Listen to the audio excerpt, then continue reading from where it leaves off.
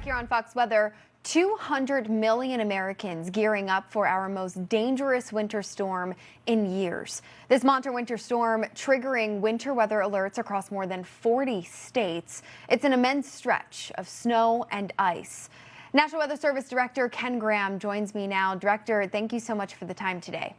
Oh, great to see you. Thanks for covering this historic storm. Let me get your take on that. I mean, here we are looking at a storm that stretches more than 40 states. I mean, more than 200 million Americans. From what you're seeing right now, how does this threat shape up in comparison to previous storms on record? You know, I look back at history with these type of storms, the winter weather, and, I've seen, big storms. I've seen heavy snow. I've seen ice storms. But I think what makes this one unique is the fact that we have watches and warnings from the National Weather Service forecast offices stretching 2,000 miles. I mean, you just think about the expanse of this system. More than half the population of the country is going to experience winter weather. So I think part of this is just the sheer size of this, stretching from New Mexico all the way to New England. We'll see some of these winter weather impacts. And that's significant. In fact, his story, looking at history, you start looking at some of the ice storms in the past, prolonged power outages. Thank you for covering some of these big impacts. That's what we got to watch out for. It's going to be a big impact for a whole lot of people. Yeah, over 2,000 miles. I like the way you say from New Mexico to New England. Now, you mentioned the crippling ice. We also have more than a foot of snow in the forecast for some of our major cities. On top of that, extremely dangerous cold. Is there one aspect of this storm that feels the most urgent at this point? Everything's got to come together for these big winter storms. So you think about this one, you got the cold air coming out of Canada. So this big high pressure system bringing the cold air in. And then we're looking at a low pressure system out of the Pacific in Baja. So that's part of the story and how that's going to impact this system. And then how much moisture we're going to have. Looking at the Gulf of America, how much moisture could we have? We actually have aircraft. We sent the hurricane hunters out to the Pacific and in the Gulf of America to really look at these parameters. So it is the impacts of the snow. You get heavy snow crippling transportation, and you start looking at how much aviation is going to be impacted as well. But then the ice part of this whole story, you think about a ½ inch to an inch of ice, that's enough to bring trees down. That's enough to bring power lines down.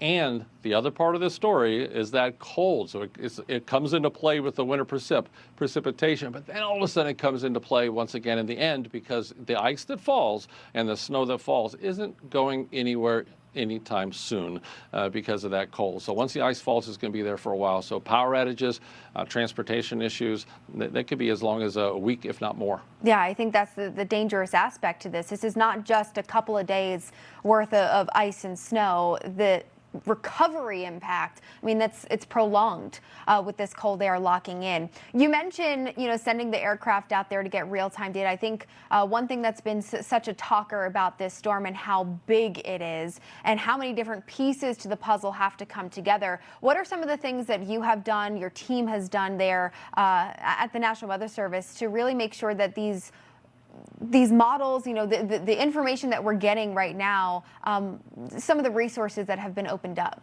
It's really end-to-end here at the National Weather Service. So the first step is to get the observations we need. So you get the observations into the models. So the models are only good when you get good observations in there. So good in, good out type of thing. So getting the aircraft data helps the models become more accurate. So with that forecast, we're really trying to get a better pinpoint of exactly what the parameters are associated with how much snow is going to fall or how much ice is going to fall. And by the way, a big thing to remember here is there's a lot of talk about faster, slower, the area moves 40 miles north, 40 miles south. Look, the thing here is it's going to have a big impact. So we need everybody really getting ready for the storm and not really worrying about maybe I'll wait a model run and things will change. No, this is going to be a big impact no matter where you are in the path of this thing. But at the Weather Service, just proud of the team. I mean, they're getting themselves ready. We filled up our generators.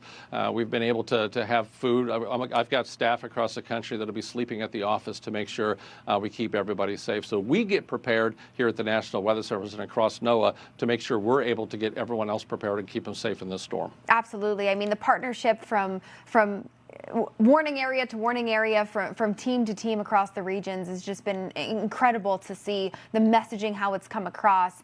Director, how are you coordinating with local and state officials? As of right now, as we're talking, there are at least 5 states of emergency. I have to imagine that number will continue to grow once the storm picks up. Yeah, one thing about the National Weather Service that's not always known by the public is we actually deploy into the Emergency Operations Center. So you're local level, federal level, state level. So we're doing briefings, impact-based decision support. So we're briefing those officials, the elected officials. We're briefing the emergency managers at these levels so they can help them make the decisions. Because I mean, these decisions are not easy to make when it comes to resources, evacuations, school closures, opening up warming shelters. There's so many decisions that come into play with these winter weather events. So that's what we do. So we're behind the scenes. It's not just what you see in the forecast and the warnings, but we're literally eye to eye. We're a very nimble, flexible, mobile agency. We're right eye to eye with those decision makers, really letting them know this is what's going to happen, this is the timing, when it's going to start, when it's going to end, and it helps them make those big decisions. It does, and it gives people ease, right, as they prepare for this and they get ready to hunker down and know that they've got people that have their back. Director, you talked a little bit about travel. I want to pick your brain a little more on that because I'm sure the FAA, looking at this storm coming in, this massive domino effect of cancellations, how does NOAA, the National Weather Service, kind of work there with those partners and the team? Yeah, another aspect of the National Weather Service that's not widely known, we're literally embedded with the FAA. So they're really at their areas that they start looking at the route forecasts, like keeping planes out of the turbulence, keeping them out of the icing, and also at the airports themselves, working with the FAA. So we're literally co-located with the FAA, giving them minute-to-minute updates on the weather forecasts and the current conditions to help make these tough decisions. So the airlines listen to those briefings. We get them ready. Our Center Weather Service units across the country, I'm so proud of them as well. So a big aspect of this is travel. Air travel is going to have a rough time. I mean, if you think about this size of storm, you think about the impacts, there'll be significant delays and a real tough time when it comes to travel, not just on the ground, but also in the air. So proud of this team. We're literally co-located with them, given the information they need to make tough decisions too. Thousands of meteorologists working together to nail down the impact of this storm and make sure that the millions of Americans impacted are safe as it begins to move in. Director, if you have just one message to folks at home, whether it be in the plains, the southeast, the northeast, what would you say to them as we get ready for the weekend to start? I think to prepare now. I mean, if you think about planning to get. I was listening to your broadcast before we went on the air here. I mean, getting your supplies, having what you need to get through this storm. You need to have everything that you need for about a week. Because if you think about power outages, you think about the cold, you need to be prepared to have what you need for a week. And I want to really hit this hard. I've been hitting this all day with every media outlet. I saw this at the Hurricane Center when I was director, the usage of generators. When the power goes out, a lot of people have generators. I just beg everybody, please use them correctly. We lose a lot of people due to improper use of generators. Keep them out of the house, keep them far away from the house. They're fine to use, but use them properly because they can be dangerous if you don't. It is. It's safety. And I think for a lot of, the southern states on the eastern seaboard, the Gulf Coast, I kept thinking it's almost like a lot about hurricane season, but it's now January. So some of the same things that you would do to prepare for a storm like that, you can apply to a winter storm of this magnitude. But of course, just doing what you can now to stay safe. Appreciate your time. Director Ken Graham with the National Weather Service, thank you for coming on to FoX Weather. You're welcome. Thank you.